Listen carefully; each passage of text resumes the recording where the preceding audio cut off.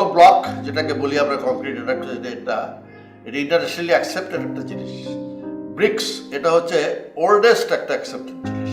Concord হচ্ছে সর্বপ্রথম, আমি যেটা মাঝে মাঝে বলি, কনকর্ড এই রেডিমিক্স কংক্রিট আনার সময় কনকর্ড সর্বপ্রথম এই দেশে রেডিমিক্স কংক্রিট আনেন। তারা ইনডোর স্টেডিয়াম করার সময় তারা সেই সময় আনেন। এবং এই ব্লকেরও কনকর্ড তার ফ্যাক্টরি প্রথমে স্থাপনা করেন।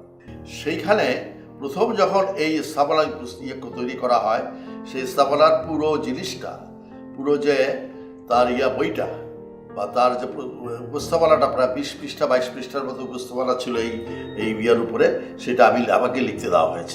ফলে আমার কাছে আজকে খুব ভালো লাগছে যে আজকে আপনারা আমাকে জিজ্ঞাসা করেছেন এই ব্যাপারে, কারণ আমিও এই ব্যাপারে সাংঘাতিক রকম একজন এটার পক্ষের লোক, যে আমাদেরকে এই ব্রিকের ইউজ যত কমানো যাবে।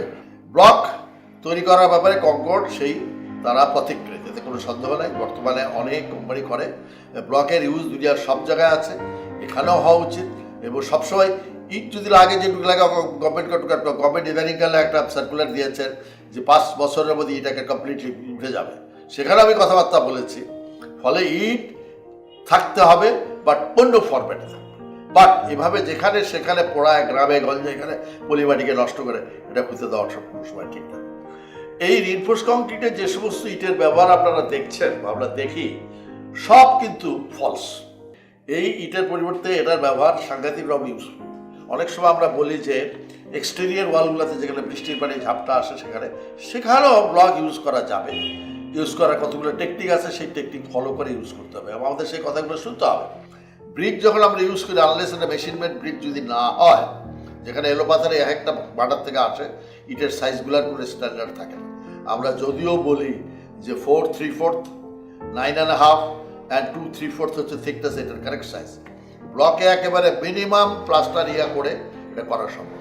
এই যে পার্টিশন ওয়ালগুলো যেটা কথা বললাম, যে ব্লক দিয়ে তৈরি হোক বা ইট দিয়ে তৈরি হোক, এই ব্লকগুলোকে এটাতে কিন্তু তার নিজস্ব ওজন ছাড়া আর কিন্তু কিচ্ছু নাই। লেটারাল একটুখানি সাপোর্ট করতে পারলেই হয়।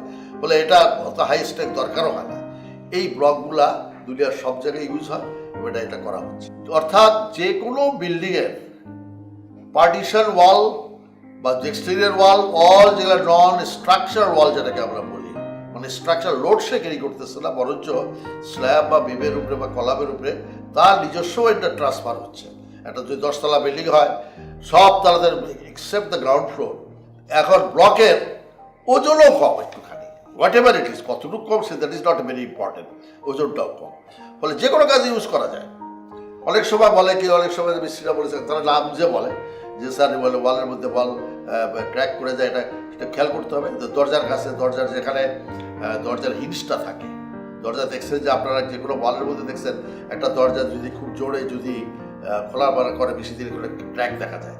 বলে এখানে তো একটু এত জোরে করবেন কেন, ধপধপ করে আপনাকে অভ্যাস করতে হবে। এবং সেই দরজার কাছে যেখানে হয়, সেখানে আপনি ওই ব্লকটা যেখানে করতে সেখানে কংক্রিট করবেন। ইট দিয়ে করলে পরেও কিন্তু কংক্রিট করে, যেটাকে আমি একটু আগে বলছিলাম। কনকর্ড যেটা তাদের লেক সিটিতে যেটা করেছে, যে ব্লক উইথ রিইনফোর্স কংক্রিট, সেখানে তো 15 তলা বিল্ডিং বোধহয় বানিয়েছে তারা, আমি দেখেছি যেটা 15 তলা, সেখানে তো কোনো অসুবিধা নেই, একই জিনিস, স্টিফনেস একই হিসাব করা হয়েছে। এবং হলো ব্লক নির্মাণের মাধ্যমে আমার মনে হয় যে খালি প্রকৃতিগত যে সমস্ত বেনিফিট আমরা আছে, ছাড়াও ব্যয় কমানো সম্ভব। ব্লকের তৈরি করাটা, ব্লকের ওয়াল দিয়ে তৈরি করাটা কিন্তু খুব ইজি, এবং প্লাস্টার কম লাগবে। যে বাংলাদেশের আমাদের, আমি দেখেছি, দেশেও দেখেছি, আমি সিঙ্গাপুরেও দেখছি বাংলাদেশের মিস্ত্রিদেরকে কাজ করতে। আমাদের কিছু কিছু মিস্ত্রি এক্সেলেন্ট, সুপার। আমি বোধহয় একমাত্র লোক যারা প্রশংসা করি।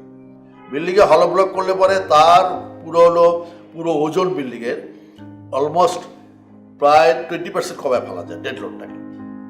এবং এই ডেড লোডের সাথে কিন্তু ভূমিকম্পের এই হিসাবটা কিন্তু ডেড লোডের সাথে সম্পর্ক। ভূমিকম্প কতটুকের তার ইফেক্টটা কী হবে, total weight of the building, পুরা বিল্ডিং, এই বিল্ডিংয়ে খালি কলাম বিম যা আছে, ওয়াল তো অনেক আছে, অনেকে ওয়াল থাকে, এই ওয়ালের ওয়েটটাই সেখানে জড়ো হয়। এই ওয়েটটাকে কমানো যায় 20%। ফলে ভূমিকম্পের বিয়াটাও কিন্তু 20% কমে যাবে। ফলে এটা কিন্তু একটা ইনডাইরেক্ট ইফেক্ট একেবারে। তো আমার মনে হয় আমরা সবাই মিলে একটা স্লোগানে আসা উচিত যে হ্যাঁ, আমরা চলুন সবাই ব্লক ইউজ করি। বর্তমান পরিস্থিতি খালি না, ভবিষ্যতে যদি চিন্তা করে এই ব্লকের মধ্যে আমাদের ইমিডিয়েটলি যাওয়া উচিত।